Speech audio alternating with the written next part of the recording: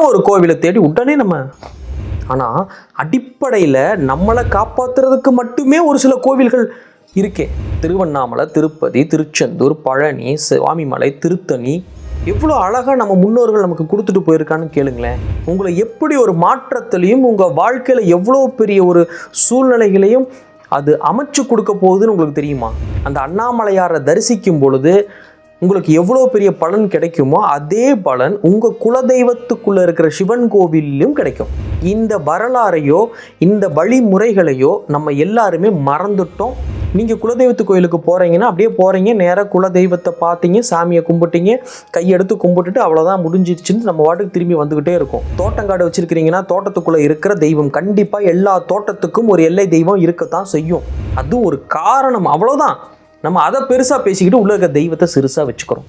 இதை பற்றி பேசும்பொழுது உணர்வு ரீதியாக உணர்ச்சி வசப்படுற மாதிரி இருக்குது. நீங்கள் வாரம் தவறாமல் உங்கள் ஊருக்குள்ளே இருக்கிற இது தேவைப்படுறவங்களுக்கு மட்டும்தான் அந்த தகவல். எல்லாருக்கும் எல்லா விஷயமும் தெரிஞ்சிருக்கு, ஆனால் செய்யறதுக்கு நேரம் இல்லை, செய்ய தயாராக இல்லை. அதை திருப்பி நான் ஞாபகப்படுத்திகிட்டு இருக்கேன்.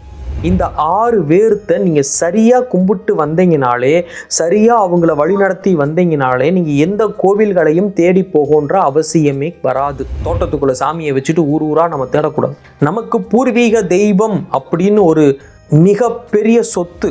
அப்போ எல்லாம் அந்த தெருவில் வேலைக்கு போகும் பொழுது ஒரு எலுமிச்சம்பழத்தை கையில் கொண்டுட்டு வந்து வெளியில் தெய்வத்தை பார்த்து கும்பிட்டுட்டு அந்த சூளத்தில் குத்திட்டு கிளம்பி வேலைக்கு போயிடுவாங்க. டெய்லி இது நடந்துக்கிட்டே இருக்கும்.